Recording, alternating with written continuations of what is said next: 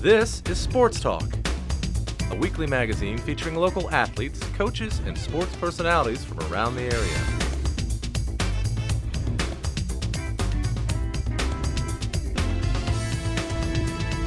And now, Sports Talk with your host, Jeff Allen.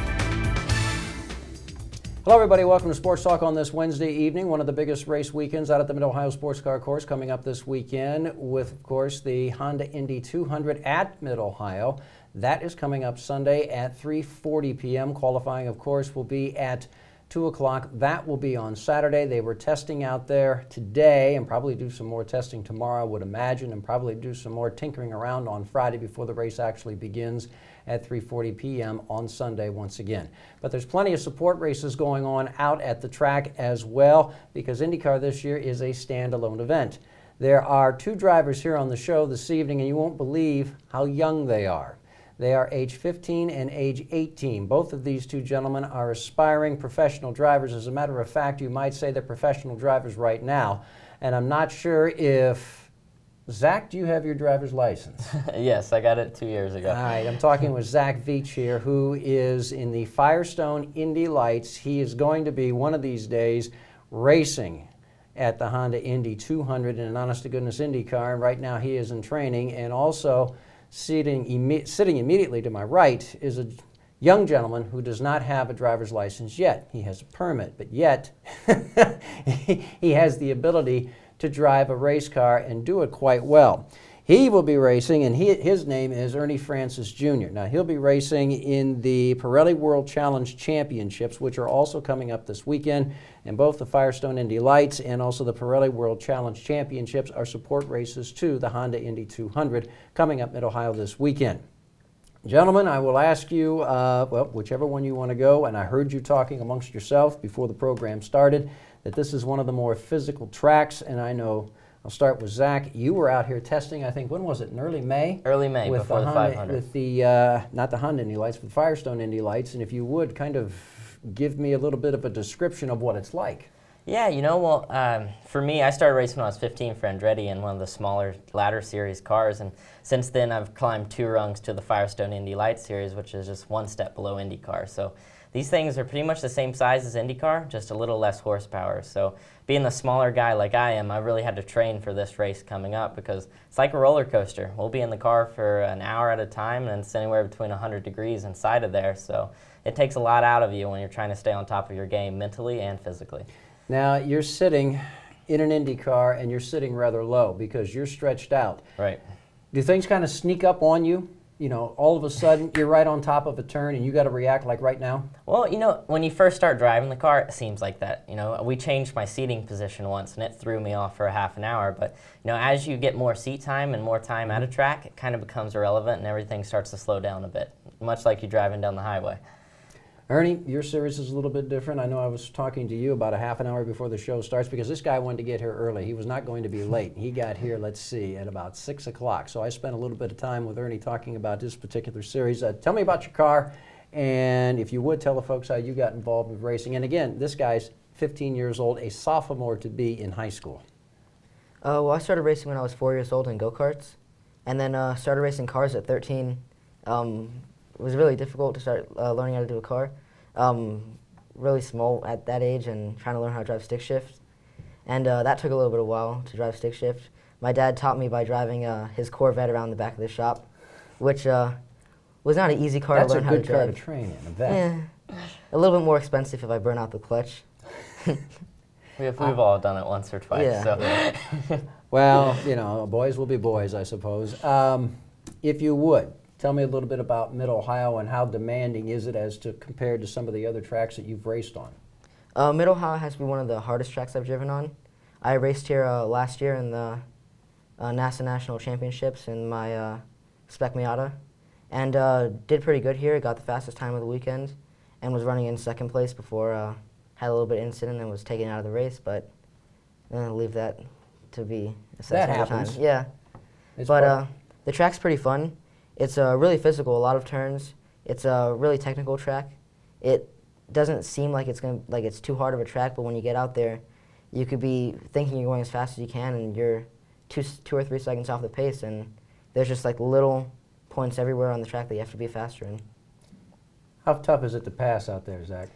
You know, it's all about trying to get your car set up right. You know, at Mid-Ohio, there's a couple fast corners, and then there's a few slow corners.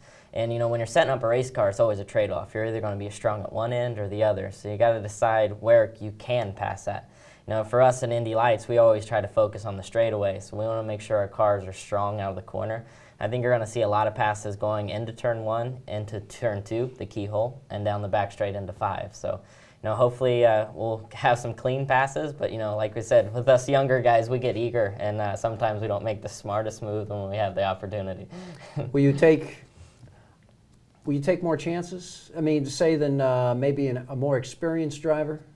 Yeah, I think the younger guys will take a little more chances just because we don't have the experience to learn. But, you know, that's the thing about in the Firestone Indy Lights series, which is tough because, you know, I'm racing against guys that I've competed with since I was 12 years old back in go-karts. So when you have so much of a history with someone, you kind of start learning that driver and all of their habits. So when you get to this series, it's really difficult because everyone knows everyone, and it's hard to kind of sneak something by someone because, you know, I know their strengths and weaknesses, and so do they know mine. Ernie, how tough is it in your series to pass? Well, in my series, all the cars are really slow in the straights, and we're all really even in the straights. We could all go down the straight side by side, and no one will ever pass anybody. We all have to get it done all in the braking zone and all in the turning, and we really have to set up our cars for the corners. We really have to make sure after every single session we check it and give as much driver's feedback as possible to get the car running as good as you can in the turns, because down the straights you're not really going to get much, maybe pull alongside, but you're not really going to pass anybody on the straights. You're going to be seeing a lot of side by side through the turns, and I don't want to say it, but probably a lot of contact out there. In my series in the TCB class, they're less expensive cars, and it's a lot harder to get past people, so sometimes we resort to rubbing and mirrors flying off sometimes. You'll see that. So I don't want to say it, but maybe a little bit like NASCAR, in a sense. In a sense, but you won't see like us spinning each other off the track. It'll just be a little bit of a side to side. To play. Yeah.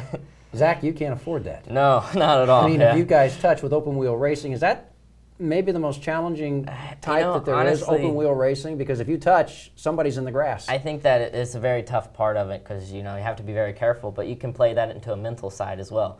You know, you start racing with some guys, you know, that are more aggressive than others. So, like I said, you learn them in a way. But, you know, for us, it's all about trying to make sure that you're clear of someone if you're going to make the pass, because it's all about knowing whether you're going to get it done or not. Because if you take a chance here, I mean, even the smallest crash in Indy Lights can be, you know, $50,000 to fix the car. So, you know, mistakes are very costly in this sport, and especially having a young career like us, you know, we don't want to take as many mistakes as we can because, you know, we're all in a points championship here, and every little bit matters. All right, we have to take a break. We're going to come back and continue our conversation right after this.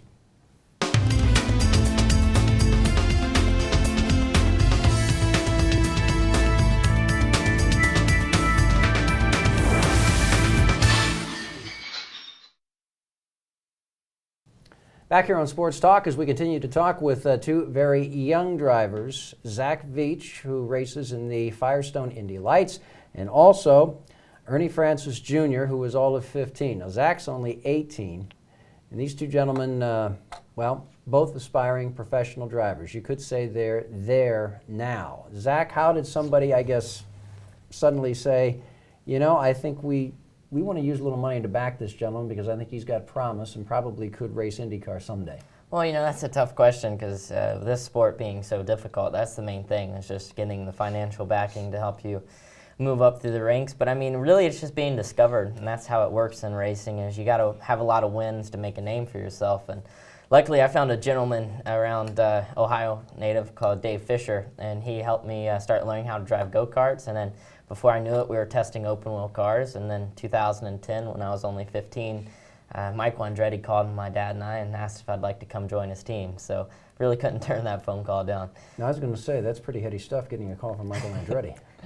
Yeah, it was kind of a dream come true for me as well, because Michael was always my hero growing up. So I think the first couple times that I met him, I really didn't say anything because I was more the fan role than thinking myself as a driver. Michael's father, Mario Andretti, even when I was a kid growing up, even if you were a novice sports fan, you knew the name Andretti. Ernie, how did they suddenly discover, hey, we would like to back this kid, we think he's got promise? Well, after racing in the Spec Miata series for a while, I just tried to get my name out there as much as I could. And it's really just trying to get, for the sports car racing, it's getting as much sponsors as you can. And luckily my dad owns a race team, and we were able to come out here with sponsors and just try and run out there as best as we can. We didn't get like any kind of phone call from Michael Andretti or anyone like that, but we're still running out here. IndyCar for him. What about you? I'm more into the sports car series. I like American Le Mans, maybe Grand Am. What's the pull of endurance? Because that's endurance racing. That's 2 hours, 45 minutes, regardless of the weather. Why? You just like it? Yeah, I mean, yeah, like you said, why not? It's something I love, and if I could do it, why not go for it? Both of you guys, now you're still in school, Yes. and he's also a high school wrestler. You have graduated.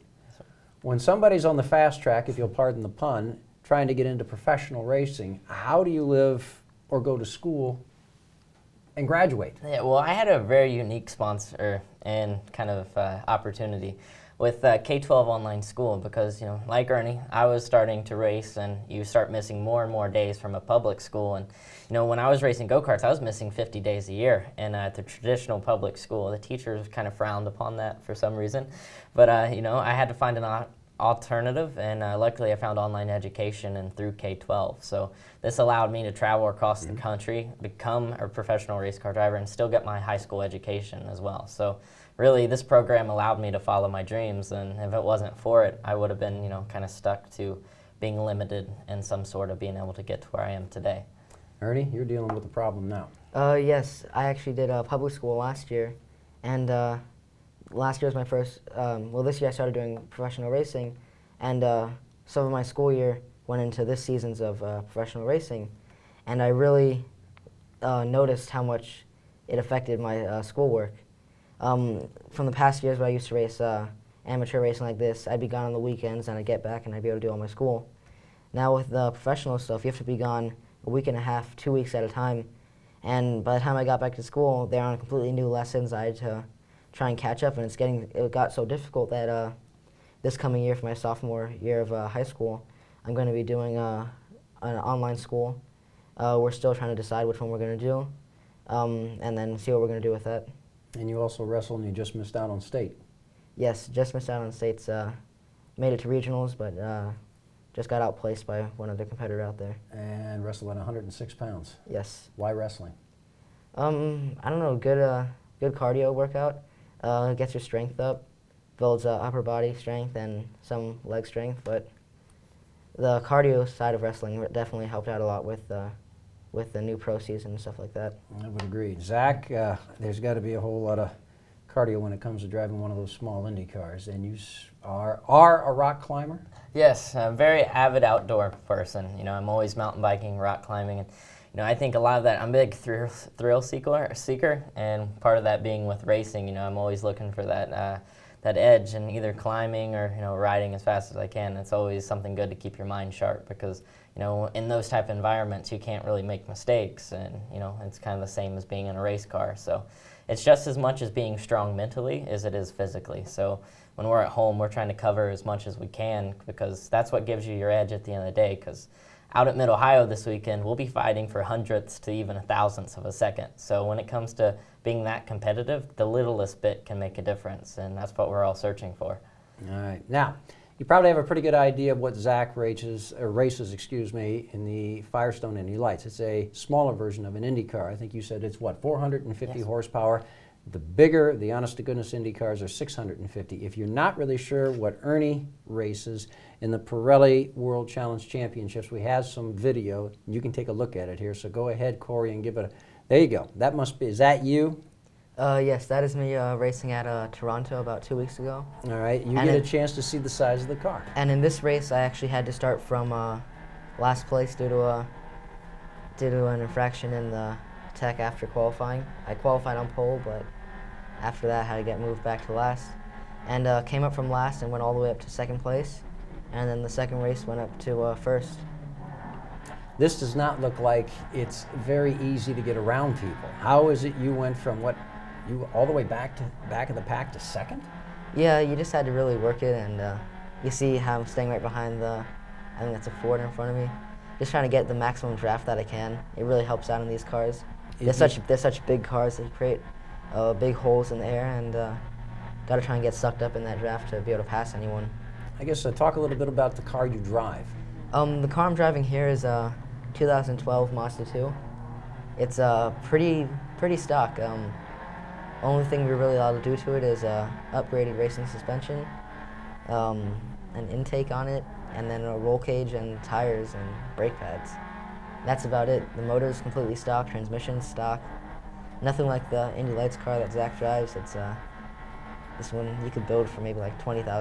I don't know about how much that one costs, but the ride looks rough. Yeah, the track is pretty bumpy. The B-Spec that I'm driving actually has one of the softer suspensions in racing because it's more of like a performance street suspension that you use. So that's actually pretty soft compared to some other cars that are racing out there. Okay, now we get an idea of what you race. That's good. Thank you. Thanks, Corey. Zach, how bumpy is it in an Indy car? Because again, when I took the two-seater ride last year, if I remember right, Mid-Ohio's pretty smooth, but I think I sat so low I felt just about everything. Well, you know, the Indy Lights car is going to be a lot stiffer than what Ernie drives, just because, you know, we're all about trying to get the car as low as possible, because that's when we get the most downforce, because we have ground effects that suck the car closer to the ground. You know, a lot of open-wheel drivers end up having back problems because, you know, the car bottoms so much that all that compression goes through your spine. So, you know, we're always trying to run the car on the deck, as they call it. So if, you know, you're out at Mid-Ohio this weekend, you start smelling this kind of wood-burning smell around the corners, and that's just the fact that the bottom of the cars are actually touching the track because it's the most loaded and it's the closest to the ground as possible, because like anything else, we're trying to max out every little bit, so even getting it as far down to the deck.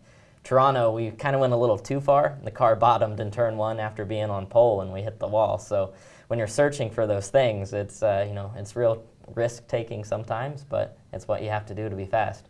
Speaking of fast, how fast do you go down the back straightaway? At Mid-Ohio, we'll probably be doing 165, 170, but you get us on a super speedway like Indianapolis Motor Speedway, and we were doing about 203. How difficult is it to control the vehicle? Because I'm thinking the faster you go, the less reaction time you have. Yeah, you know, the biggest thing about an Indy Lights car, and especially an open-wheel car, the fastest they can be is when they're really free. And that means that the rear of the car is sliding out from under you a lot of the time. So that makes it very hard to control, like driving on ice, per se, you know, in these Ohio winters. So, you know, when you go 50 minutes straight of kind of hustling this car and catching it all the time, it takes a lot from you, and it's all about being as precise as you can without making too many mistakes. Ernie, what about you going down the back straight? I'm going to be doing a little bit less than Zach is doing. I only have about 100 horsepower to work with, and I might be maxing out at maybe 110, 115 if I'm lucky in the draft. But you also drive Camaros too, don't you? Yes, I also have a World Challenge GTS Camaro, which is making about the same power that Zach's Indy Lights car is making, but I weigh maybe 2 times as much. But it still gets up there in speed, maybe running about maybe 150, 160 miles an hour. Is it a little bit more difficult to control? It's a lot more difficult than my Mazda 2. My Mazda 2 is front-wheel drive, and I'm mainly dealing with understeer, which is when you turn, the car wants to go straight, and no driver really likes understeer.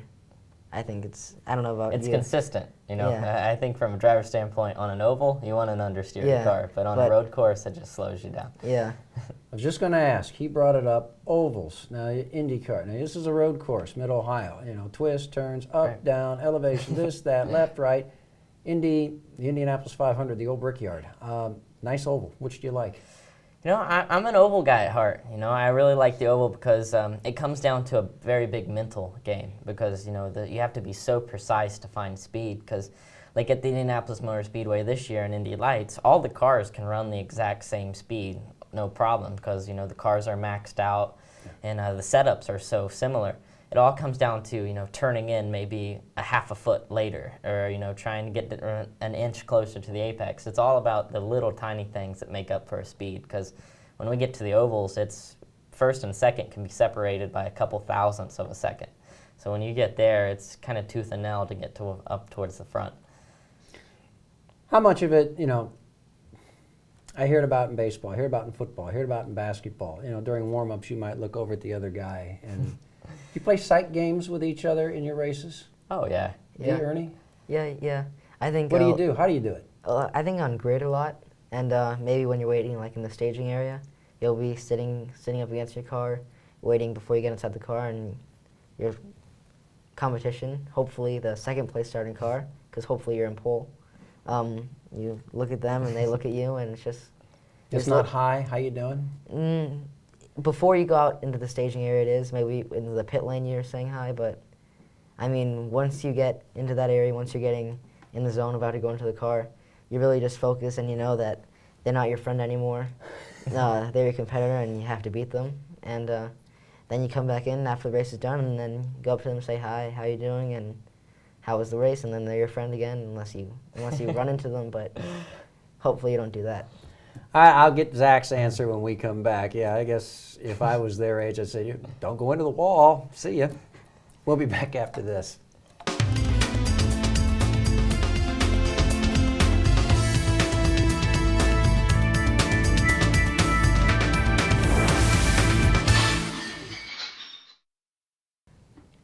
All right, back here on Sports Talk as we continue to talk about, the Honda Indy 200 at Mid-Ohio coming up this weekend. But, of course, there's a lot of support races. One of them happens to be Firestone Indy Lights. Zach Veach, all of 18 years old, just graduated from high school, is going to be competing this weekend.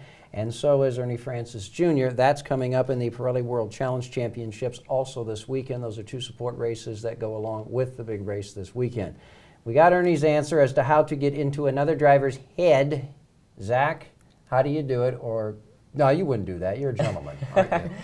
Well, there's all kinds of ways to do it. I mean, I think it goes from, like we talked about earlier, football, baseball. Every sport's got it because, that's just a way to get in your opponent and find weaknesses. But for us, even if you can't necessarily be faster than someone to pass them, but you're stuck right there, every braking zone you can get in that driver's mirror, show your nose a little bit, and work your way slowly into their head, because if they're paying more attention to what's going on behind them, they're going to start forgetting about what's going in front of them, and it leads them to making a mistake.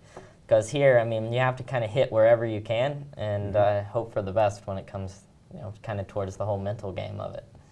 How tough is this business in the sense that you're not only competing, both of you, with guys in this country, but racing is international. Open wheel racing, American Le Mans. Jeez, it started in France. I mean, how tough is it? Well, it's really difficult because you start, kind of learning profiles on certain drivers. Because, in Indy Lights, we only have two Americans, and it's myself and another guy named Sage Karam, another 18-year-old. So we're racing against guys that have competed successfully in Europe. And over there, they race very dirty because blocking is not illegal. And, those guys, they do a lot of things that kind of get in our heads over here. But, you have to start learning how to drive them a certain way to be able to, reinforce kind of the American style against them as well. What about you, Ernie? I think whenever I hear of a new name coming into the series that I'm racing in, I'll always, in the first test session, try and find them on the track, and I'll just see how they drive a little bit and see if they're competitive with how fast I'm running out there, and see where they're at compared to me, and see how they run, see where they're weak, and see where I'm stronger than them, and see where they're better than me, and see where I'm weak, and basically just try and watch what they do and see how they are compared to me. This is for both of you. I know you aspire for American Le Mans, and you also aspire for IndyCar. Do any of the big boys, ever say, give you some advice or talk to you? Well, I'm in a very unique position for driving with Andretti Autosport because, that's the only team that has all four steps of the ladder. US of 2000, Pro Mazda, Firestone Indy Lights, and then an IZOD IndyCar team.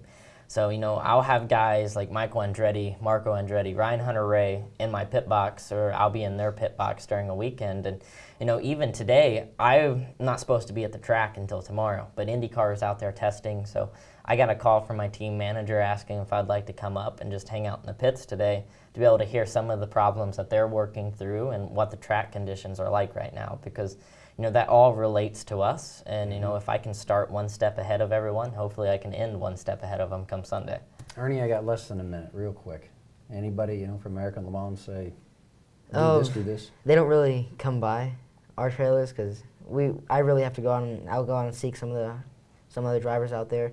I really talk to some of the higher drivers in the Pirelli World Challenge, some of the GT drivers I know very well, and I go hang out with them whenever I'm not driving on the track, when they're going on the track, and I'll talk to them about how they drive out there, and they'll give me little tips since they usually have more experience than I do. Well, I'll tell you what, both of these young guys can drive a lot faster and a lot better on a road course, especially when it comes to race conditions, than what I ever could, that is for sure. That'll do it for Sports Talk. I want to thank Zach Veach for stopping by, and also Ernie Francis Jr., both of these young gentlemen, and I hope they do very well this weekend. That'll do it for Sports Talk. We'll see you next time. Take care of yourself.